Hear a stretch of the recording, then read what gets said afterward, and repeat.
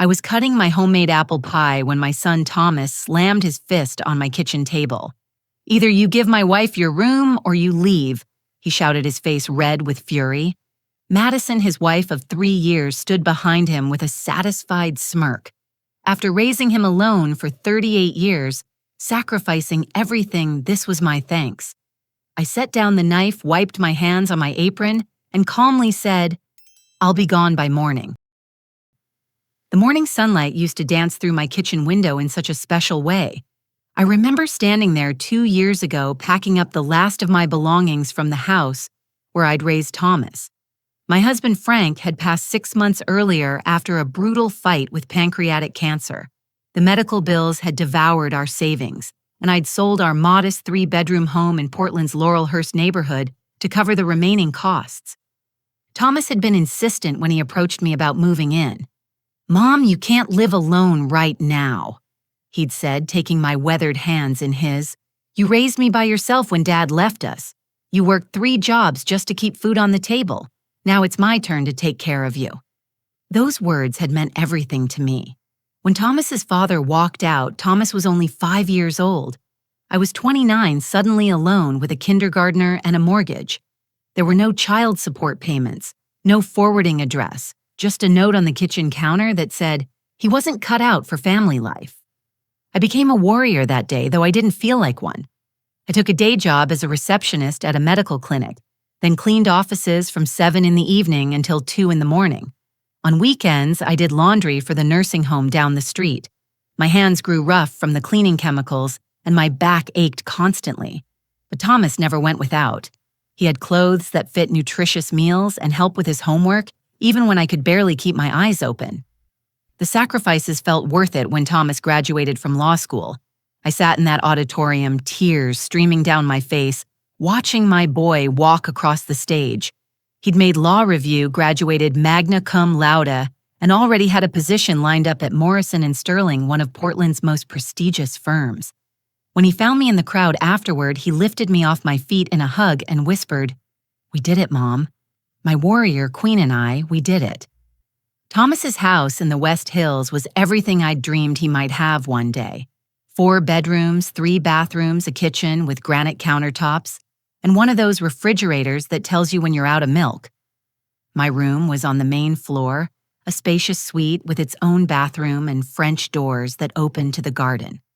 Thomas had furnished it himself before I moved in, choosing a bed with a mattress that helped my arthritis and installing grab bars in the bathroom without making a fuss about it. For 8 months, we lived in perfect harmony. Thomas would leave for work early, but we'd have dinner together most nights. I'd cook his favorites, pot roast with carrots and potatoes, homemade chicken noodle soup, and that apple pie he'd loved since childhood. We'd talk about his cases, about the news, about the garden I was planning for spring. It felt like a reward for all those hard years, this quiet time with my successful, grateful son. Then Madison entered our lives. I met her at Thomas's company Christmas party. She was working for a marketing firm that had dealings with the law office, and she moved through that crowd like she owned the room. Stunning, really, with honey blonde hair that fell in perfect waves and a laugh that made everyone turn to look. She wore a red dress that probably cost more than I'd spent on clothes in a year, and when Thomas introduced us, she took both my hands and said, "So you're the famous Barbara Thomas talks about you constantly.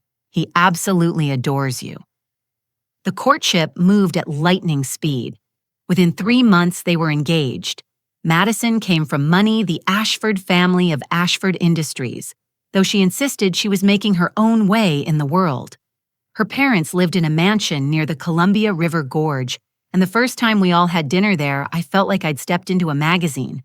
Everything was perfect, from the 7-course meal to the way Madison's mother, Patricia, air-kissed my cheeks and called me dear.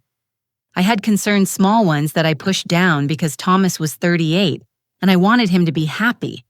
Madison seemed to have expensive tastes for someone making their own way.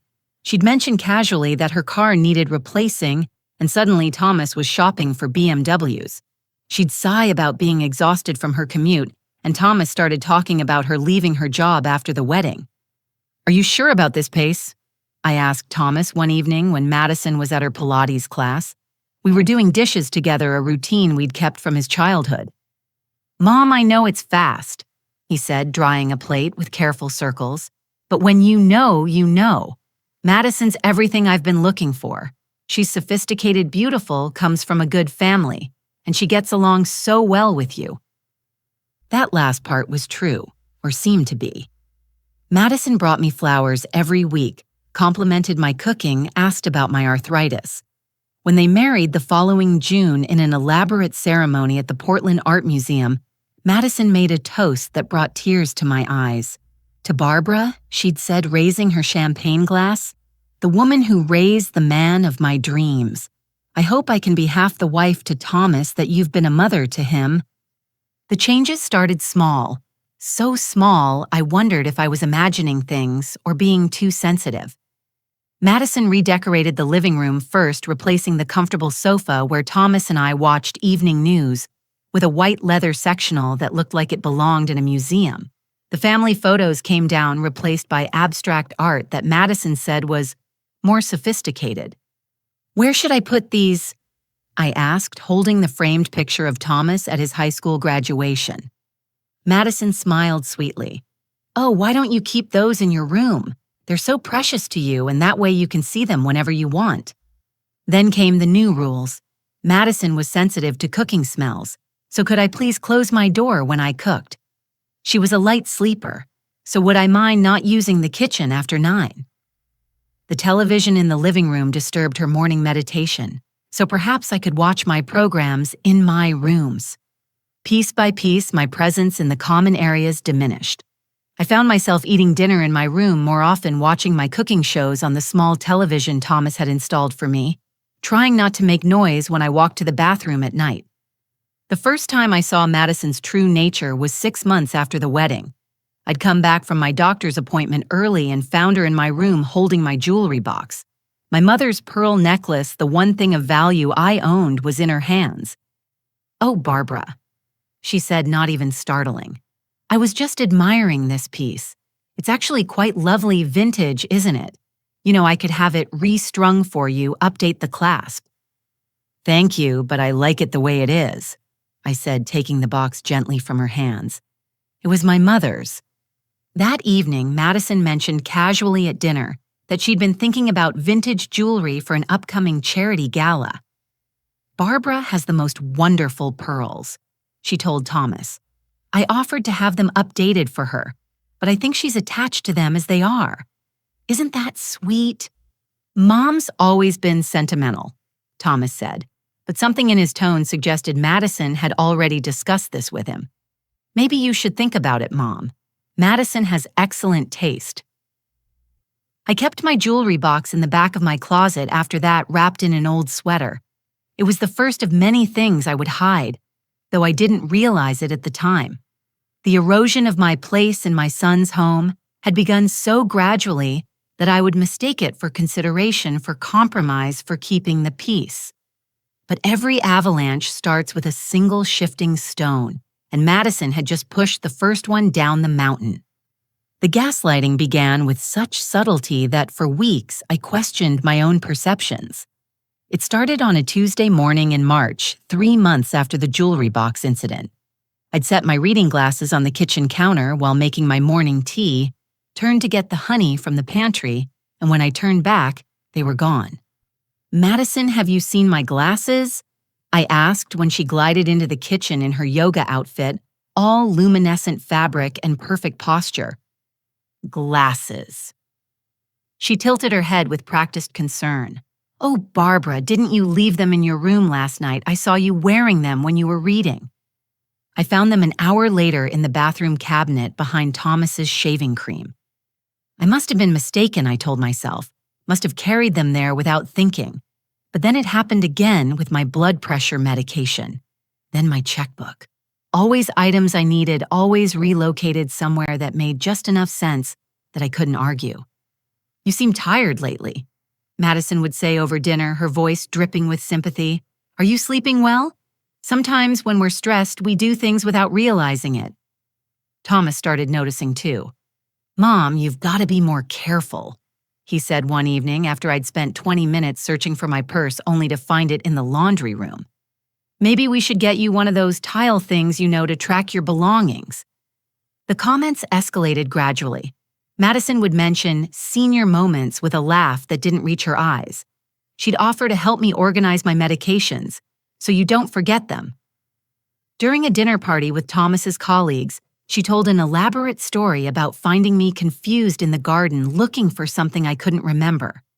It never happened, but she told it with such gentle concern that everyone clucked sympathetically while I sat there, my cheeks burning with humiliation. I think we should consider some options, Madison said one evening in April. She'd made a special dinner, Thomas's favorite salmon with dill sauce, and I should have known something was coming. There are wonderful communities now, Barbara, not nursing homes, but active senior living. They have art classes, social activities. Wouldn't you enjoy being around people your own age? I'm 68, not 90, I said firmly, and I'm perfectly happy here. Thomas shifted uncomfortably in his chair. No one's saying you have to go anywhere, Mom. Madison's just thinking about the future. What if something happened when we weren't home? Like what? I asked, but Madison was already pulling out brochures she'd mysteriously had ready. Sunset Villa, Golden Years, Community Harmony House, all of them 20 miles outside the city, all of them featuring smiling seniors playing cards and doing water aerobics. My salvation came in the unlikely form of Carol Brennan, my friend from church, who'd known me since Thomas was in middle school.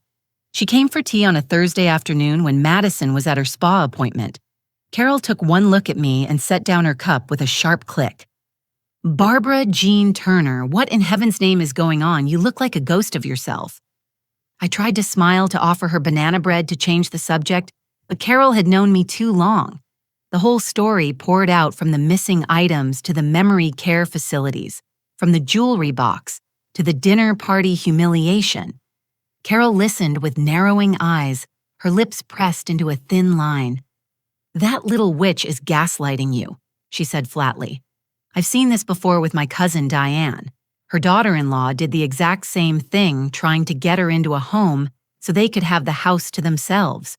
You need to start documenting everything. Document what? That I misplace things, that she's concerned about me. Carol grabbed my hands across the table. Barbara, in the 35 years I've known you, you've never once lost your purse. You ran 3 jobs while raising a child alone. You kept perfect books for the church auxiliary for 15 years. Does that sound like someone who suddenly can't remember where they put their glasses? That night I started a journal. Nothing fancy, just a composition book from the dollar store that I hid behind the hot water heater in my closet. I wrote down every incident, every moved item, every concerned comment. The pattern became clear within days. Things only went missing when Madison was home. The comments about my memory only happened in front of Thomas or guests, never when we were alone. Then came the evening I'll never forget. I'd gone to bed early with a headache but woke around 10 needing water. As I padded toward the kitchen, I heard Madison on the phone in the living room. Her voice was different without its usual sweetness, harder, more calculating. She's more stubborn than I expected, Madison was saying. But Thomas is starting to come around. I mentioned the baby thing again at dinner. No, not yet. I want her out before we start trying. Can you imagine having a newborn with her doddering around? Besides, that master bedroom will make a perfect nursery. It's got the ensuite bathroom and those French doors that could lead right to a play area. My blood turned to ice. Madison wasn't pregnant. She was planning to get pregnant, but not until I was gone. I pressed closer to the wall, holding my breath. The house has so much potential once we update it, she continued. Thomas has no idea how much equity is sitting in this place.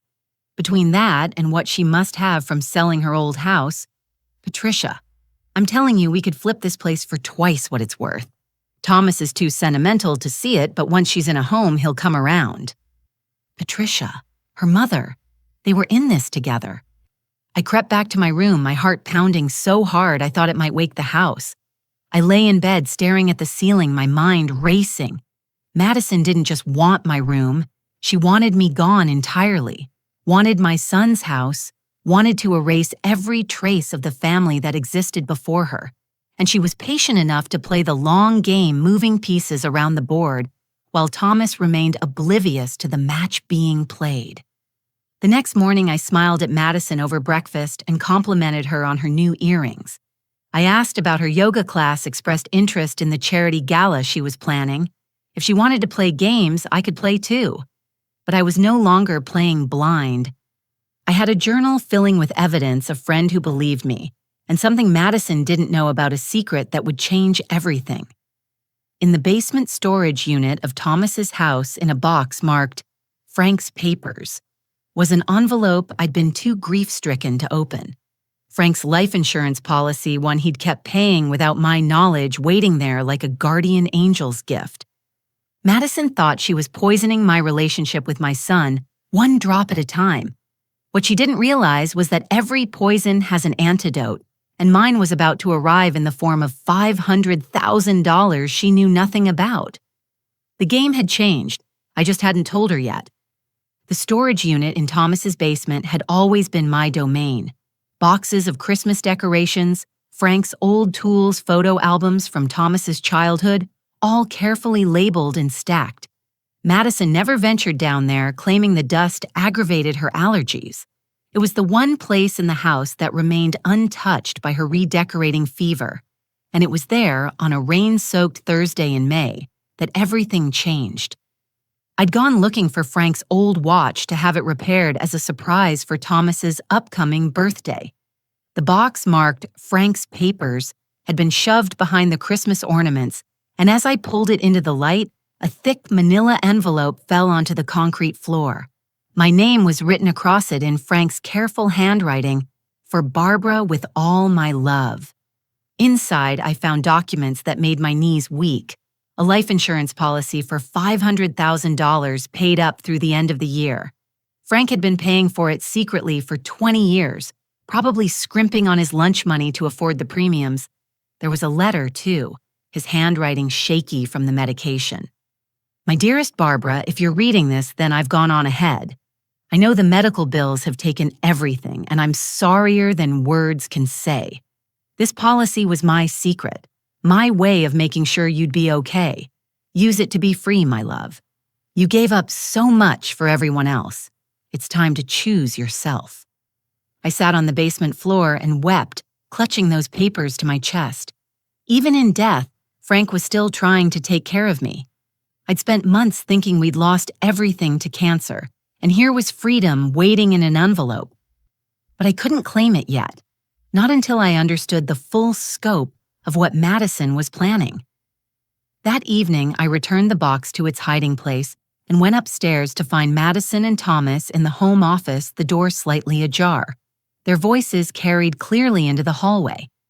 "The appraisal came back at $850, Madison was saying. "Can you believe it? This neighborhood has exploded in value." "Why did you get an appraisal?" Thomas sounded confused. "We're not selling." "Of course not, honey. I was just curious about our assets. You know, for financial planning, especially with the baby coming soon." There it was again, the phantom pregnancy she kept hinting at. I peered through the crack in the door and saw Madison's laptop open on the desk, real estate listings filling the screen. "I should get back to these briefs," Thomas said, but Madison caught his arm. "Actually, there's something else. I've been worried about your mom. I found her in the kitchen at 3 a.m. last week, just standing there. And yesterday, Mrs. Henderson from next door mentioned she saw Barbara in the garden in her nightgown." None of this was true. I'd started keeping my own schedule in my journal, accounting for every hour. But Thomas's face creased with concern. "Why didn't you tell me sooner?" "I didn't want to worry you. But honey, I think it's time. My friend Jennifer's grandmother is at Sunset Villa and they have an opening. Private room, excellent care. We could go look this weekend." I backed away from the door, my mind reeling. The lies were escalating, and now she was inventing witnesses. Mrs. Henderson had been in Florida for the past month, visiting her daughter. The next morning, I waited until Madison left for her Pilates class, and Thomas was at work. Then I did something I'd never done before I went through Madison's things. Her desk in the craft room she never used was locked, but I'd learned a few things in my years of struggle. A bobby pin and patience opened it right up. What I found there turned my blood cold. Email printouts between Madison and her mother discussing my deteriorating condition and the need to act quickly. Financial documents showing Madison's student loans totaling $200,000, all in default. Credit card statements with balances that made my eyes water, all in Madison's name alone. Thomas had no idea he'd married someone drowning in debt. But the worst was yet to come. In a folder marked Property, I found correspondence with a realtor named Derek Whitman. Madison had been meeting with him for months discussing not just Thomas's house, but my finances too. Once we have power of attorney, one email read, we can access whatever assets she has from her previous home sale. Elderly people often forget about bank accounts investments. It's our duty to manage these things for them when they can no longer do so themselves. There were forms there, too, partially filled out. Paperwork for power of attorney applications for several memory care facilities, even a document that would give Madison access to my medical decisions. All they needed was a doctor to declare me incompetent and Thomas's signature as my next of kin. I photographed everything with my old flip phone, my hands shaking. The images were grainy, but they were clear enough.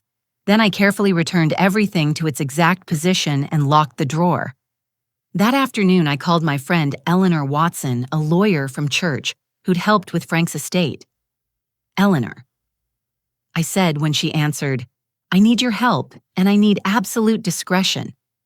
We met at a coffee shop downtown where Madison would never go. Eleanor listened to my story, reviewed the photos on my phone, and her expression grew grimmer with each detail. Barbara, this is serious, she said. What Madison's planning, it's elder abuse fraud conspiracy. But we need more evidence, and you need to protect yourself immediately. Under Eleanor's guidance, I took steps I should have taken months ago. I opened a new bank account at a different bank, claimed Frank's life insurance policy with Eleanor as my representative to keep it confidential, and started the process of finding my own place. Eleanor knew about a cottage for sale in Cannon Beach, right on the ocean, priced at $350,000 cash. But don't move yet, Eleanor warned. If you leave now, it looks like you're running. We need Madison to overplay her hand. As if on cue, my phone buzzed. Thomas texting to say he'd be home late.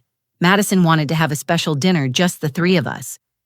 She has something important to discuss, his message read.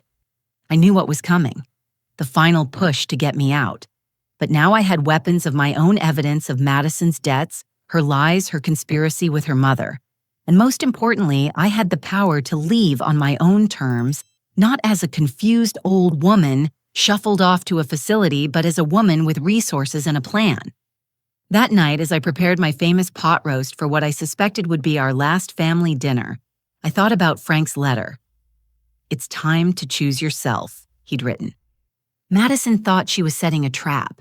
What she didn't realize was that she was about to walk into mine. The pot roast smelled perfect in the oven, and I hummed while I cooked. Sometimes the best revenge is served not cold, but at exactly 350 degrees. The dining room table was set with the good china, the ones from Thomas's grandmother that I'd saved from a garage sale 20 years ago. Madison had insisted on the formal setup, lighting candles and arranging store-bought flowers in a crystal vase I'd never seen before. She wore a flowing silk dress that emphasized her flat stomach, a deliberate choice I now understood. This looks wonderful, Barbara, she said, her smile radiating false warmth. Your pot roast is Thomas's favorite. How thoughtful of you to make it tonight. Thomas arrived home at 6:30, looking tired but kissing us both on the cheek. Smells amazing in here, Mom. Just like Sunday dinners when I was a kid. We sat down to eat, and I watched Madison push food around her plate, occasionally touching her stomach with practiced delicacy. The performance was about to begin. So, Thomas said, cutting into his meat, Madison mentioned you had something important to discuss. Madison dabbed her lips with her napkin, a gesture meant to build suspense. Well, darling, I wanted to wait until we were all together. I know we've talked about starting a family, and I'm pregnant. Thomas's fork clattered to his plate. Are you serious? Oh my God, Madison. He was around the table in seconds, pulling her into his arms. How long have you known? When did you find out? Just this week, she said, tears perfectly timed rolling down her cheeks. I'm about 6 weeks along. I wanted to be sure before I told you. I continued eating my pot roast, saying nothing. Madison's eyes flicked to me, expecting congratulations, but I simply reached for the salt. Mom, Thomas turned to me, his face glowing. Aren't you happy you're going to be a grandmother? That's wonderful news, I said evenly, taking a sip of water. When's your first prenatal appointment? Madison's hand fluttered to her throat. Oh, well, I haven't scheduled it yet. I wanted to tell Thomas first. Of course. Which home test did you use? The digital ones are so accurate these days. Several different brands. Madison's smile was becoming strained. To be sure. Thomas was too happy to notice the tension. He returned to his seat, grabbing Madison's hand. This changes everything. We need to start planning. The nursery baby names everything. Actually, Madison said, seizing her moment, that's what I wanted to discuss. Thomas, honey, we need more space. And honestly, I've been so worried about having a newborn in the house with the situation as it is. What situation? Thomas asked, though I could see he knew where this was going. Madison's eyes welled with fresh tears, a masterful performance. Your mother's health, darling. The forgetfulness, the wandering at night. Mrs. Henderson saw her in the garden in her nightgown just last week, and I found her confused in the kitchen again, just staring at the stove at 3 a.m. That's interesting, I interjected calmly. Considering Mrs. Henderson has been in Florida for 5 weeks, her daughter had surgery. Madison's face flushed. It must have been Mrs. Patterson then. I get the neighbors mixed up. Mrs. Patterson moved to Seattle in January. Thomas looked between us, confusion dawning. Madison, what's going on? Your mother is confused, honey. This is exactly what I mean. She's creating false narratives. Madison's voice took on a harder edge. Barbara, we love you, but a baby needs stability. They need a safe environment. And frankly, your presence here is becoming problematic. My presence. I set down my fork carefully. In the room I was invited to occupy. In the house where I cook, clean, and maintain the garden. That presence. Mom, no one's saying, Thomas began, but Madison cut him off. We need the master suite for the nursery. It's the only room with proper ventilation and those French doors for safety. And honestly, Barbara, wouldn't you be happier somewhere with people your own age? Somewhere with medical staff who can help with your issues? Thomas's face was reddening. The resemblance to his expression at the beginning of dinner was gone, replaced by something I recognized from his teenage years. Confusion, anger, the dawning realization he was being manipulated. What issues, Madison? Be specific? Madison pulled out her phone, scrolling to what I assumed were her fabricated notes. The missing medications, the misplaced items, the confusion about time and dates, the resistance to discussing future care. These are all classic signs of gaslighting, I finished quietly. The room went silent except for the ticking of the grandfather clock in the hallway.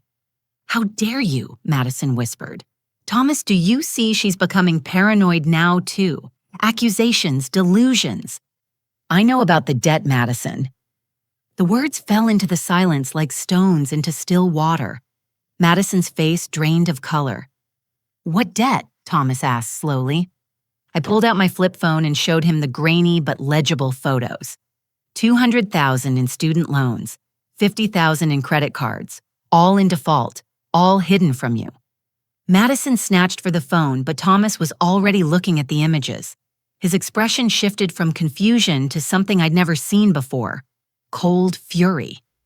The realtor emails are particularly interesting, I continued. Derek Whitman seems very eager to list this house. Strange since you're planning a nursery. You went through my things. Madison's voice rose to a shriek. Thomas, she broke into my private desk. This is exactly the kind of behavior— Oh, stop. Thomas's voice was deadly quiet. Madison, are you pregnant? Of course I am. How can you even ask? Show me the tests. I threw them away. Who keeps those? Which doctor confirmed it? I told you I haven't been yet.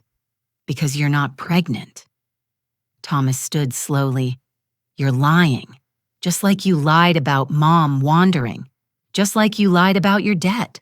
Just like you've been lying about everything. Madison's mask finally cracked completely. Your mother has poisoned you against me. From the very beginning, she's been jealous, clinging, refusing to accept that you're married now. My mother has been nothing but gracious while you've systematically pushed her out of her own home. Thomas's voice was rising now. While you've tried to convince me she's losing her mind, while you've plotted to steal her room, her dignity, her freedom. That's when Madison made her fatal error. She turned to me with pure venom in her eyes. This is all your fault, you pathetic old woman, clinging to your son like a security blanket. No wonder your husband died just to get away from you. The slap of Thomas's hand on the table made us both jump. Get out! Thomas, honey, you don't mean... Get out of my house, now, tonight. Pack what you brought and get out.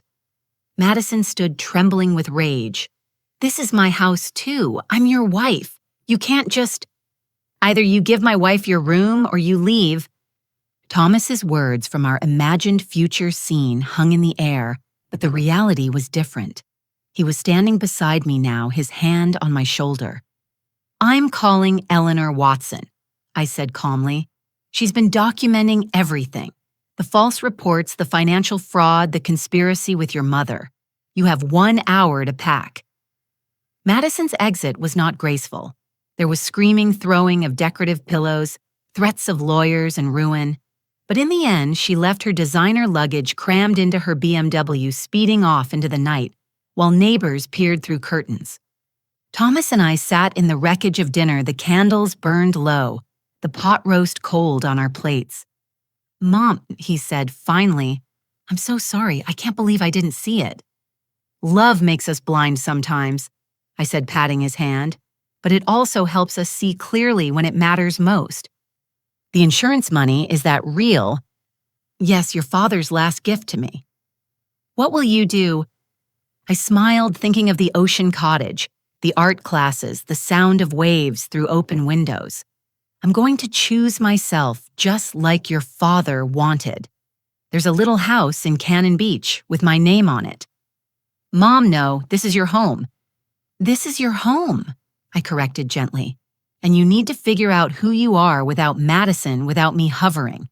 I'll be 2 hours away painting sunsets and finally living the life I postponed for everyone else.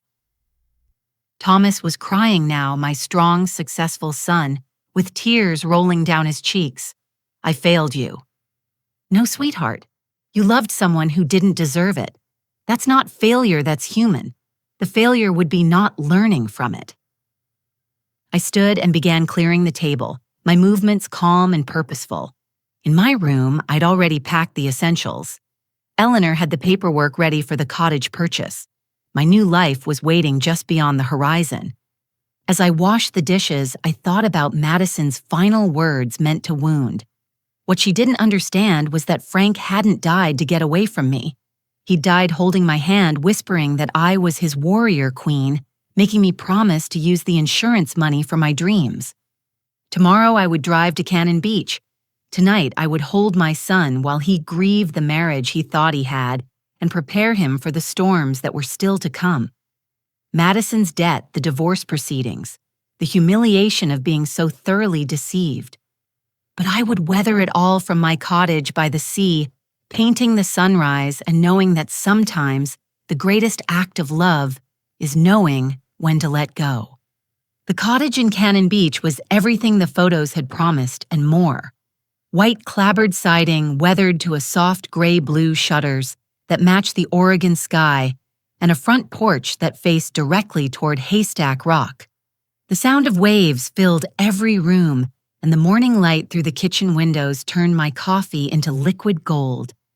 I'd been there exactly 1 week when Dorothy knocked on my door with a homemade coffee cake and a smile that could have powered the lighthouse.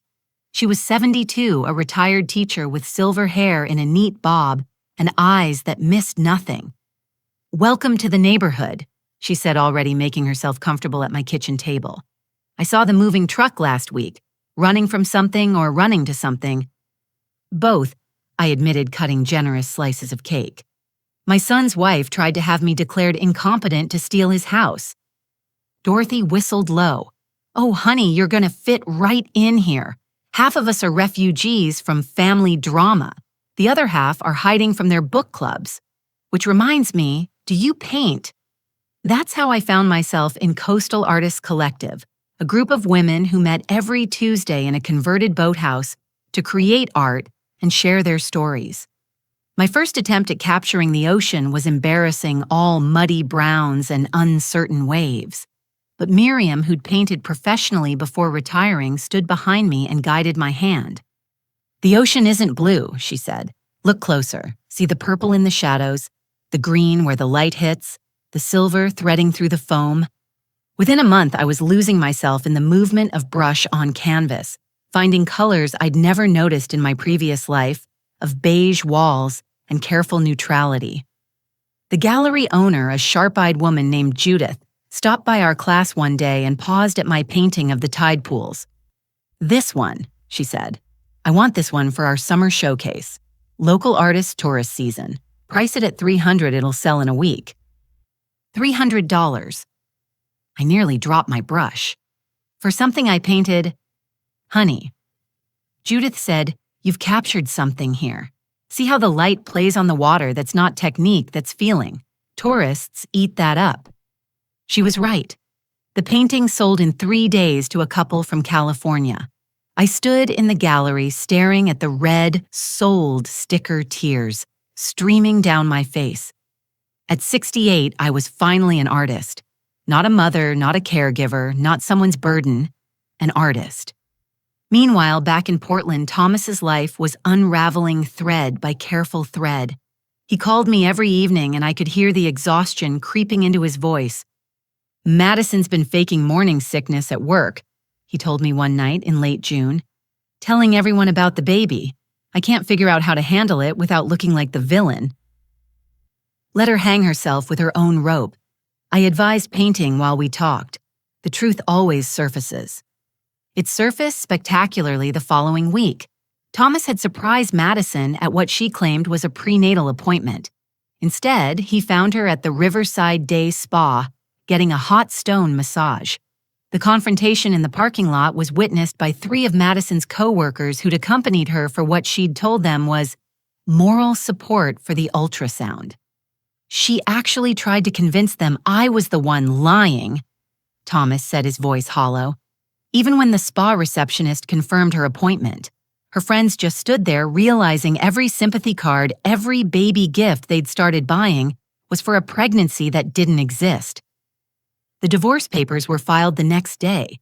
Madison predictably asked for alimony, the house, and half of Thomas's retirement savings. What she didn't expect was Eleanor Watson, who'd been quietly building a case for fraud. "Your friend is terrifying," Thomas told me, a note of awe in his voice. "She has everything documented. The fake pregnancy, the elder abuse, planning even Madison's affair." Affair. This was news to me. Derek Whitman, the realtor. Apparently, they've been together since before Madison and I got married. Eleanor has photos, emails, the works. Madison was planning to divorce me after getting access to your money and the house equity, then marry him. I set down my paintbrush, absorbing this. "How do you feel about that?" "Relieved," Thomas said after a pause. "Is that weird I'm relieved? It means none of it was real, none of it was my fault. She targeted me, Mom. Targeted us." Dorothy, it turned out, was Eleanor's sister. I discovered this when she mentioned it casually over tea one afternoon after I'd shown her my latest painting. "Oh yes, Ellie's been keeping me updated," she said as if discussing the weather. "Fascinating case. That Madison woman is in quite a pickle now. Did you know her mother's been embezzling?" Patricia Ashford's arrest made the Portland business news. 20 years of skimming from her company's accounts, funneling money to maintain a lifestyle that was crumbling like a sandcastle at high tide. The FBI seized their assets, including the mansion by the Columbia River Gorge, that had so intimidated me at that first dinner. Madison's carefully constructed world collapsed in a matter of weeks. The marketing firm fired her after the spa incident went viral in their office. Her credit cards were frozen when the fraud investigation expanded. The BMW was repossessed from the apartment complex where she'd moved after Thomas evicted her. She showed up at the house yesterday, Thomas told me during one of our calls. Crying, begging. Said she loved me, that we could start over. When that didn't work, she threatened suicide. My heart clenched. Despite everything, I didn't wish her harm. Did you call someone? Eleanor handled it. Turns out it's a pattern with Madison. She's pulled this before with 2 other ex-boyfriends. Eleanor got her a psychiatric hold for evaluation, then a restraining order. August arrived with tourist season in full swing. I'd sold 12 paintings, each one a little piece of my new life captured in oils and acrylics. Dorothy and I had become inseparable, taking long walks on the beach, sharing meals, gossiping about the young surfers who thought they owned the waves. You know what you need, she said one evening as we watched the sunset from my porch. A grand opening. Show Portland what Barbara Turner has become. I'm not Barbara Turner anymore, I said, surprising myself. I'm just Barbara, the woman who paints the sea. But Dorothy was right. I needed to show my new life not to prove anything to anyone, but to prove it to myself. We planned an exhibition for September at Judith's Gallery. New Horizons, the coastal collection of Barbara Morrison. I'd taken my maiden name back another small freedom. Thomas promised to come bringing what he called a surprise. I half expected him to show up alone, still processing his divorce. Instead, he arrived with a young woman named Grace Chen, a social worker from the legal aid clinic where he'd started volunteering. Mom, he said, his eyes bright in a way I hadn't seen since before Madison, I want you to meet someone special. Grace was everything Madison wasn't. Warm where Madison was calculating, genuine where Madison was performative. She admired my paintings with real enthusiasm, asked about my technique with sincere interest, and when Dorothy made one of her outrageous jokes about her youth in San Francisco, Grace laughed so hard she snorted. I love your work, Grace told me as we stood before my largest piece, a storm over Haystack Rock that had taken me 3 weeks to complete. The way you've captured the power and the piece together, it's like you're painting emotions, not just scenes. Thomas pulled me aside later while Grace and Dorothy were deep in conversation about education reform. She doesn't know about Madison, he said quietly. I mean, she knows I'm divorced, but not the details. I want to take it slow this time. Do it right.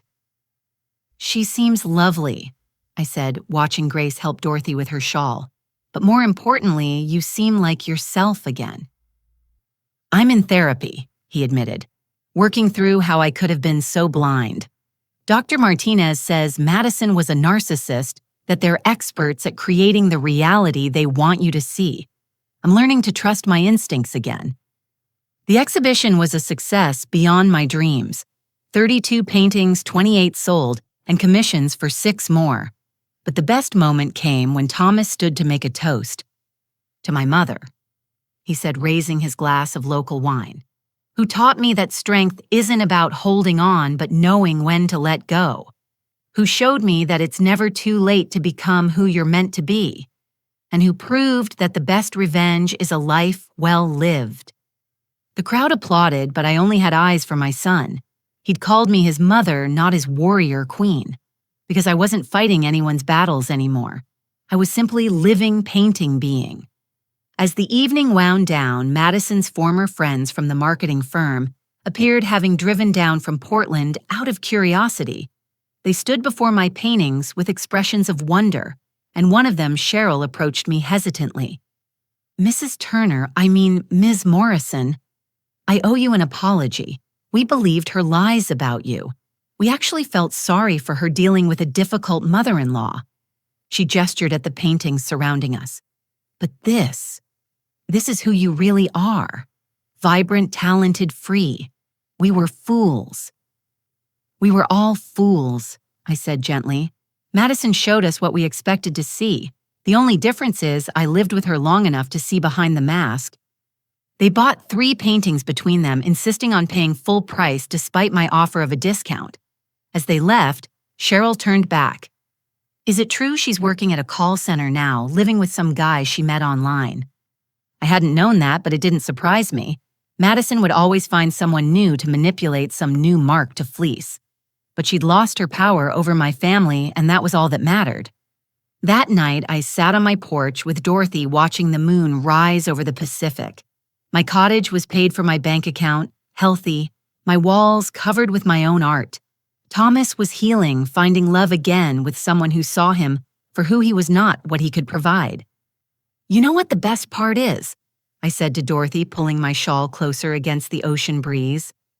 What's that, honey? I actually feel sorry for Madison. She'll spend her whole life scheming for things that were never worth having while missing the treasures that were right in front of her. Dorothy clinked her wine glass against mine. Well, her loss is Cannon Beach's gain. Now tell me more about this, Grace. Do you think she's the one? I smiled, thinking about the way Grace had looked at Thomas when she thought no one was watching, the way he'd unconsciously reached for her hand during the toast. I think, I said slowly, that Thomas is finally learning the difference between someone who loves him and someone who loves what he can give them. And that's worth more than all the houses in Portland. The waves crashed against the shore, eternal and patient, wearing away the rocks, just as time had worn away the sharp edges of my pain. In 2 months, I'd gone from a gaslit prisoner to a successful artist. Madison had wanted my room, but I'd gained an entire horizon. And the view from here was spectacular. October arrived with its signature Pacific Northwest drama storm clouds rolling in from the sea like an advancing army. I was teaching my first art class at the community center, sharing techniques with other seniors who'd always dreamed of painting, when my phone buzzed with a text from Thomas. Mom, call me when you can. Madison's situation exploding. I finished demonstrating the wet-on-wet technique for capturing storm clouds, then stepped outside to return his call. The wind whipped my hair as Thomas's voice came through tight with stress. She showed up at my office today, he said. Security had to escort her out. She was screaming about the baby, saying I'd abandoned my pregnant wife. My managing partner witnessed the whole thing. But there is no baby, I said, watching tourists struggle with their umbrellas on the beach below. That's just it, Mom. She's been wearing a fake pregnancy belly, posting on social media about her journey as a single mother. She's 7 months along, according to her Instagram. People from her old job have been sending her baby gifts. I sank onto a bench, processing this new level of deception. Thomas, that's not just lying anymore, that's delusional. It gets worse. She convinced Derek to put her on the deed to a condo, telling him I was hiding assets and she needed security for the baby. He's now realizing she played him too. That evening, Dorothy and I searched Madison's social media together. The transformation was stunning. Gone was the sleek marketing executive. In her place was a woman with stringy hair and hollow eyes, posing with a prosthetic belly in increasingly desperate selfies. The captions told a story of abandonment and courage that bore no resemblance to reality. Poor thing's lost her mind, Dorothy said, but I shook my head. No, she knows exactly what she's doing. This is calculated. She's building a narrative for the divorce proceedings, trying to gain public sympathy. The real explosion came 3 days later. Thomas had taken my advice and hired a private investigator to document Madison's activities. What they found exceeded our worst expectations. Madison had been approaching Thomas's colleagues' wives at charity events, tearfully sharing stories of abuse and abandonment. She'd created fake medical documents showing prenatal care. She'd even gone to a pregnancy yoga class, making friends with actual pregnant women who had no idea they were being used as props in her elaborate fiction. But her fatal mistake was trying to shake down Patricia for money. Her mother, out on bail and facing federal charges, was desperately trying to hide assets. Their meeting at a downtown coffee shop was photographed and recorded by the investigator. I need $50,000. Madison's voice was clear on the recording Thomas played for me. Tell them it's for medical expenses. Complications with the pregnancy. There is no pregnancy. Patricia's response was weary. Madison, stop this. You're going to end up in jail like me. Then I'll tell them you forced me to lie about Barbara, that the whole thing was your idea. Elder abuse conspiracy to commit fraud. How do you think that'll play with your federal charges? The recording ended with Patricia walking out, leaving Madison screaming threats in a public cafe. Eleanor says this is extortion, Thomas told me. We're filing charges tomorrow. But Madison had one more card to play. That evening, she posted a video on social media that sent shockwaves through Thomas's professional circle. Sitting in what looked like a hospital room, she claimed she'd lost the baby due to stress from Thomas's abandonment. He left me with nothing. She sobbed to the camera. His mother poisoned him against me, against our child. I've lost everything, my baby, my home, my future. If anything happens to me, know that Thomas Turner and Barbara Morrison drove me to it. Within hours, Thomas was fielding calls from colleagues, clients, even reporters. The story was perfect clickbait. Successful lawyer abandons, pregnant wife at the urging of his controlling mother. The fact that it was entirely fictional didn't matter in the court of public opinion. I might lose my job over this, Thomas said when he called that night. The partners are discussing damage control. Some clients are threatening to leave. Come stay with me for the weekend, I said. Let Eleanor handle the legal response. You need to be somewhere safe while this plays out. Thomas arrived Friday evening with Grace, who'd taken time off from work to support him. She was magnificent in crisis calm and strategic, everything Madison had pretended to be. We need to control the narrative, Grace said over dinner. Madison's story only works if you stay silent. What if we release the truth? How, Thomas asked. No one wants to hear that the crying woman with the lost baby is a fraud. Security footage, I suggested suddenly. From your office building. She was wearing the fake belly when security escorted her out, right? But the investigator has photos of her at a bar that same night drinking, and definitely not pregnant. Timestamps would prove she's lying. Grace leaned forward excited. And the hospital she claimed to be at when she posted that video. They'd have no record of her being admitted. We could subpoena. We don't need to, Thomas interrupted, looking at his phone. Derek Whitman just sent me everything. Photos, texts, recordings. She's been cheating on him too with someone else. He found out about the fake pregnancy when he tried to accompany her to an appointment. He's furious. The next morning, Eleanor orchestrated a masterful response. She released a statement to the media with carefully selected evidence security footage of Madison's office meltdown, clearly showing the prosthetic belly shifting unnaturally, records showing no hospital admission, and most damningly, a video Derek had taken of Madison removing the fake belly in his apartment, laughing about how gullible everyone was. The public tide turned instantly. Madison's supporters felt betrayed and humiliated. The pregnant women from her yoga class gave interviews expressing their horror at being used. The charity organizations that had supported her demanded their money back.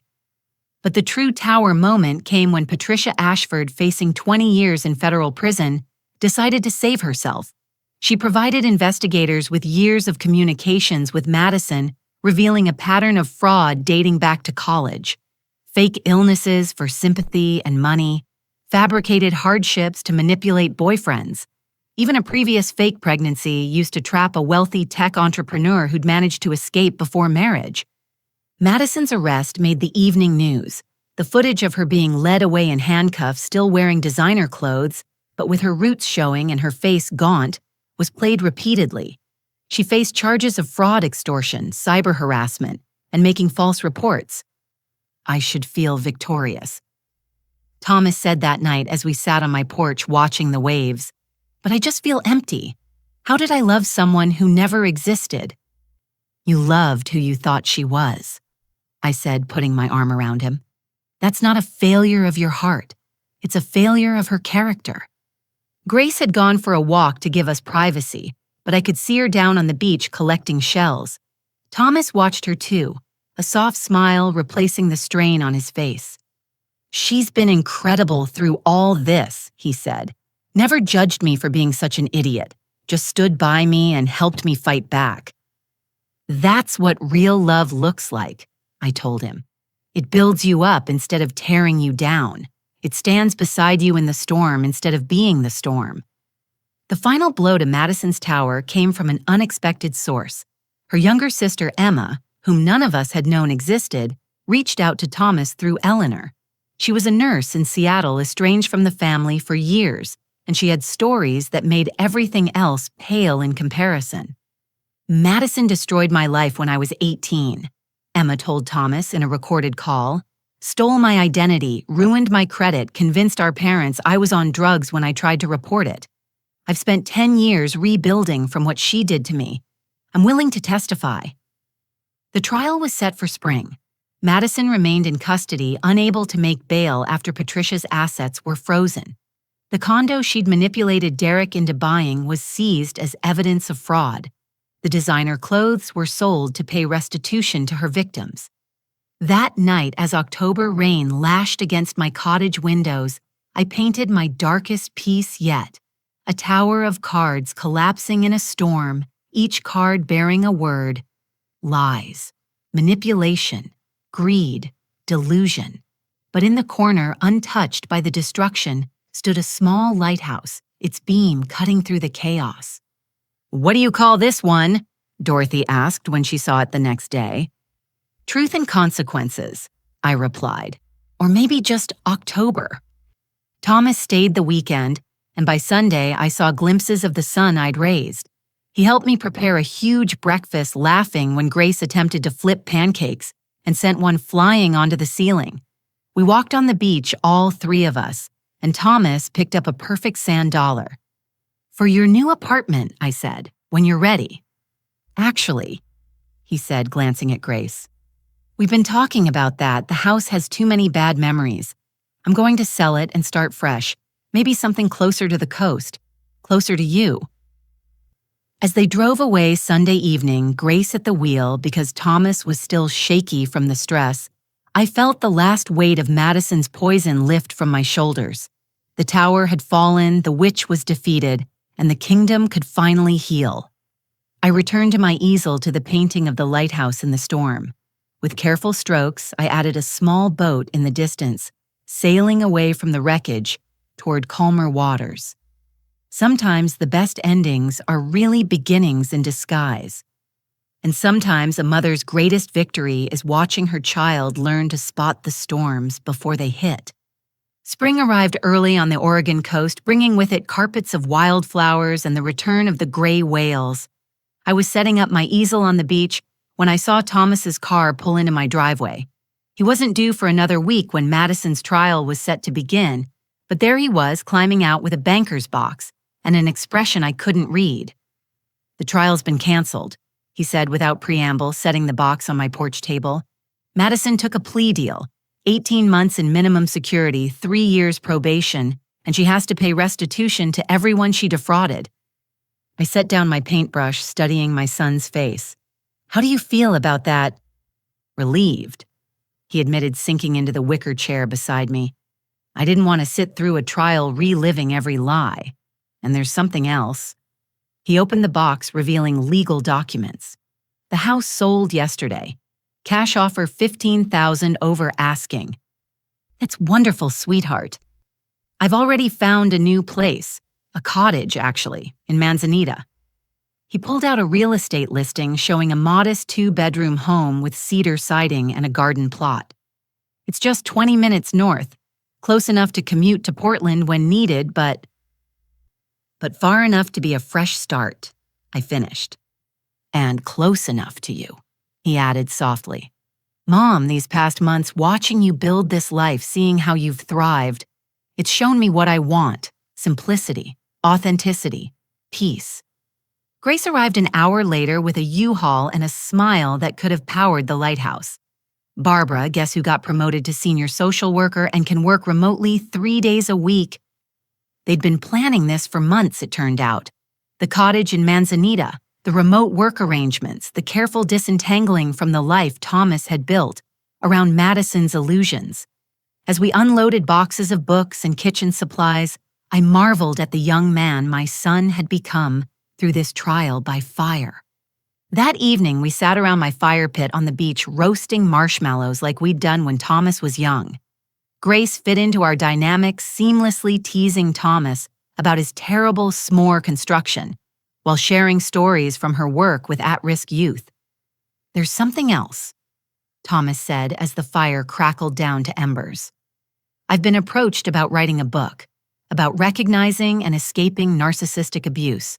The publisher thinks it could help a lot of people who are trapped like I was. Will you do it?" "I'm thinking about it. But first," he reached for Grace's hand. "We have something to tell you." Grace was grinning her free hand, moving to her stomach in a gesture I recognized. "We weren't planning to say anything so soon, but we're having a baby. For real this time. I'm 10 weeks along."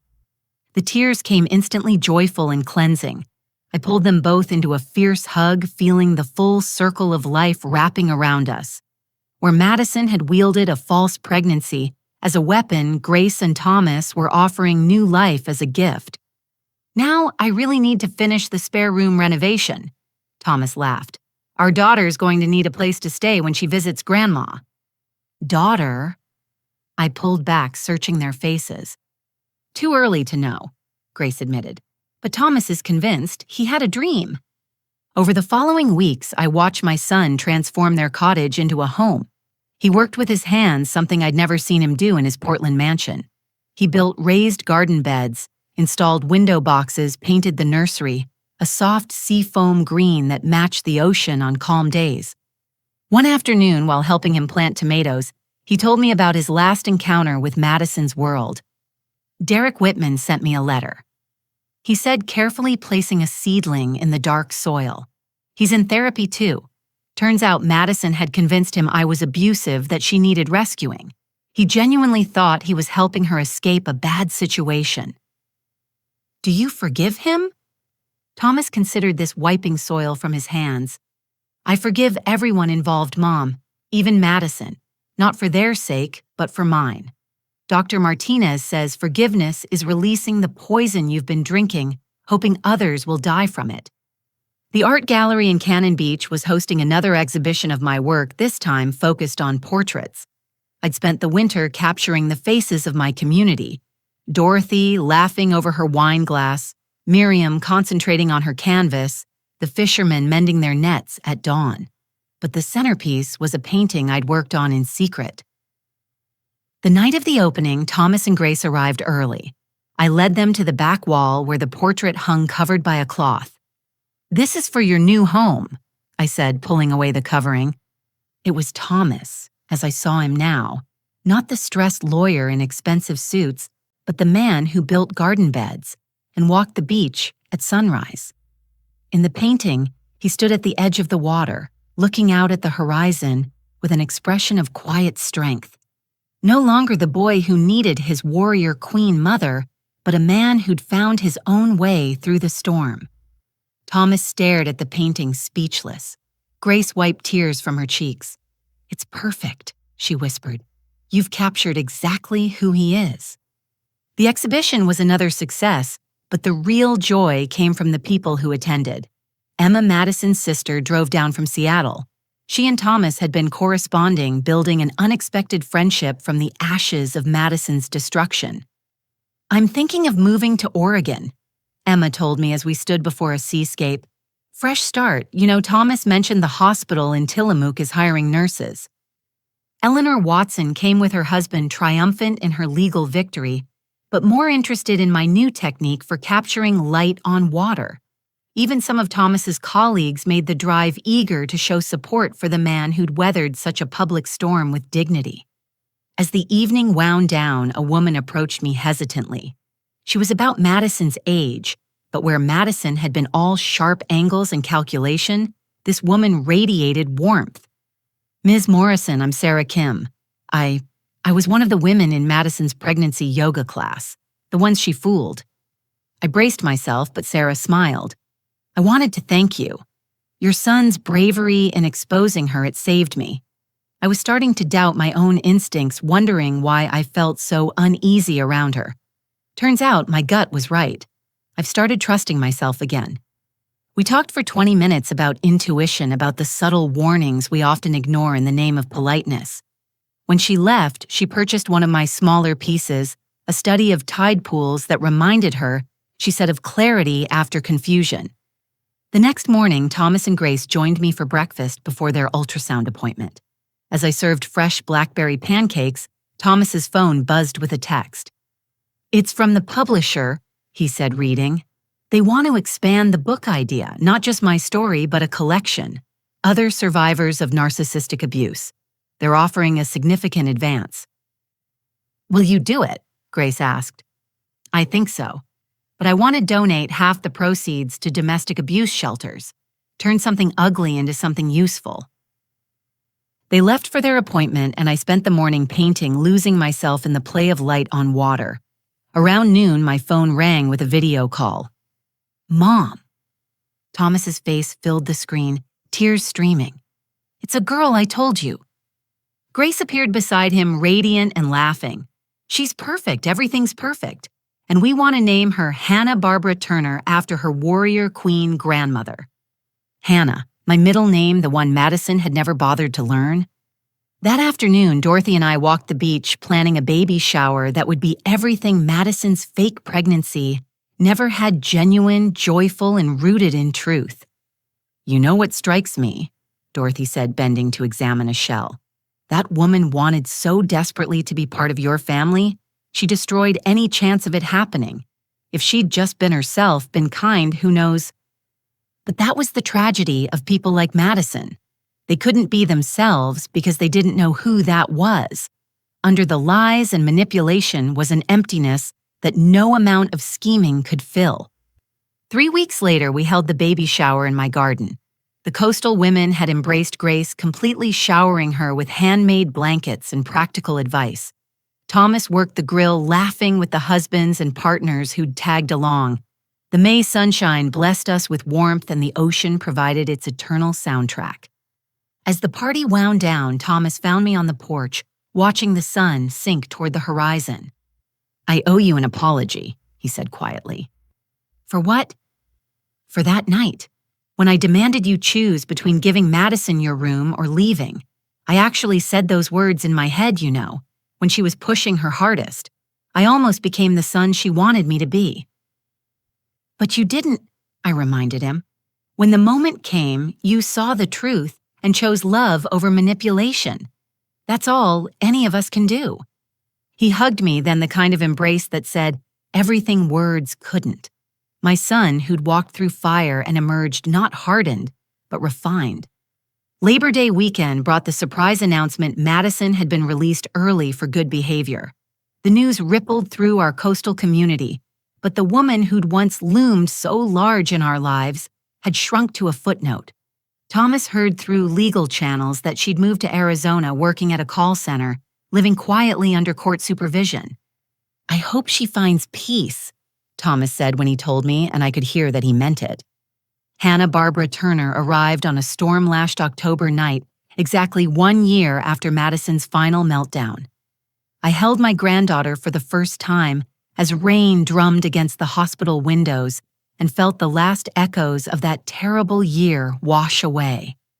She had Thomas's nose and Grace's delicate features, but her eyes were all her own, wise and watchful, as if she already understood the world she'd entered. When she wrapped her tiny fist around my finger, I whispered the same promise I'd made to Thomas 39 years ago. "I'll teach you to be strong, little one. Strong enough to bend without breaking, wise enough to trust your instincts, and brave enough to choose love over fear." The cottage in Cannon Beach became command central for the new family. I taught Grace to paint while she nursed Hannah. Thomas built a crib in my spare room identical to the one in their home. Dorothy appointed herself honorary great aunt and spoiled the baby ruthlessly. On Hannah's first Christmas, we gathered at my cottage. Thomas, Grace, Hannah, Dorothy, Emma, who'd moved to Tillamook and was dating a local teacher, and even Eleanor Watson, who'd become family through the crucible we'd shared.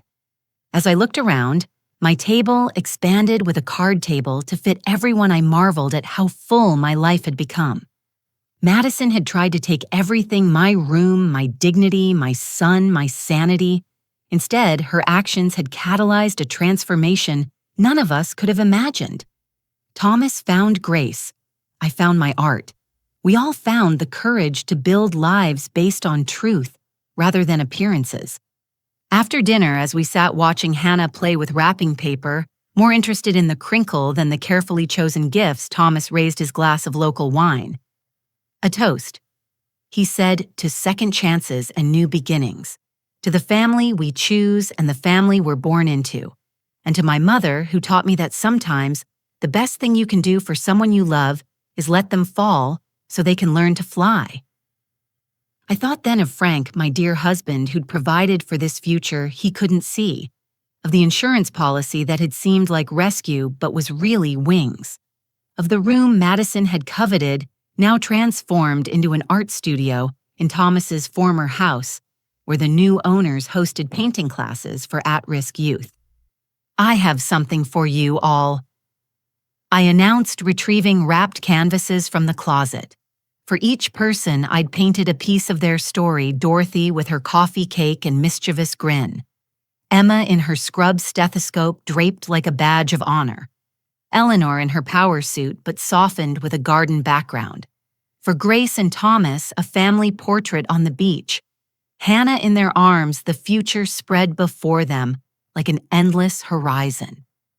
And for Hannah, I said, revealing the final painting, a lighthouse, so she always remembers that even in the darkest storms, there's a light to guide her home. Later, as the party wound down and Hannah slept in her father's arms, I stepped onto the porch. The December air was crisp, carrying the salt-sweet scent of the sea. Lights twinkled in the windows of the other cottages, each one holding its own stories of loss and redemption. I'd started this journey as a woman without a room pushed from the home I'd helped build. Now I had a cottage by the sea, a thriving career, a growing family, and the hard-won wisdom that comes from choosing yourself without losing your capacity to love. The waves whispered their eternal truth against the shore. Everything changes. Nothing is permanent. And sometimes the endings we fear most are actually beginnings in disguise. Madison had demanded I give up my room or get out. In the end, I'd done both and found my life was never about the room at all. It was about the courage to bloom wherever you're planted, even if that means transplanting yourself to richer soil.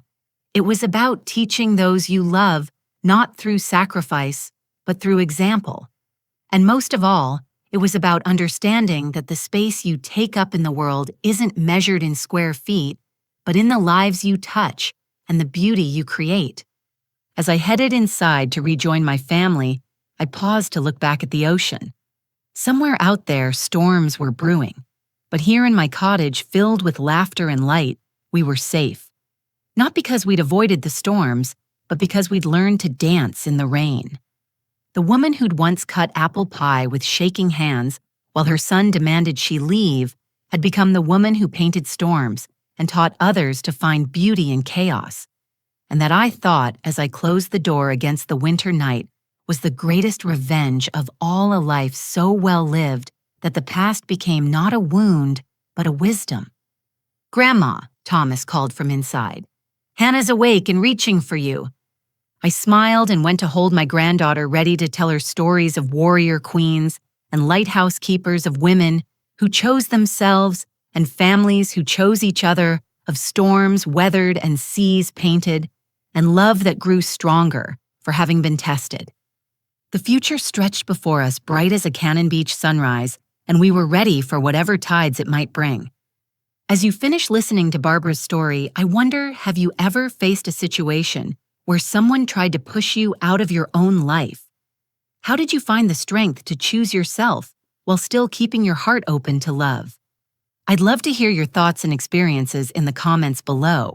If Barbara's journey resonated with you, please consider giving this story a like and sharing it with someone who might need to hear that it's never too late to start over. And don't forget to subscribe to our channel for more stories of resilience, redemption, and the courage to bloom where you choose to plant yourself. Thank you for joining me on this coastal journey. Remember, like Barbara discovered, sometimes the room we're fighting for isn't nearly as valuable as the horizon we gain when we dare to leave it behind. May you always have the courage to paint your own sunsets and the wisdom to know when it's time to find a new canvas. Until next time, this is your storyteller wishing you calm seas and following winds on whatever journey you're navigating. Take care, and remember, you're stronger than you know, braver than you feel, and worthy of a life that lets you shine.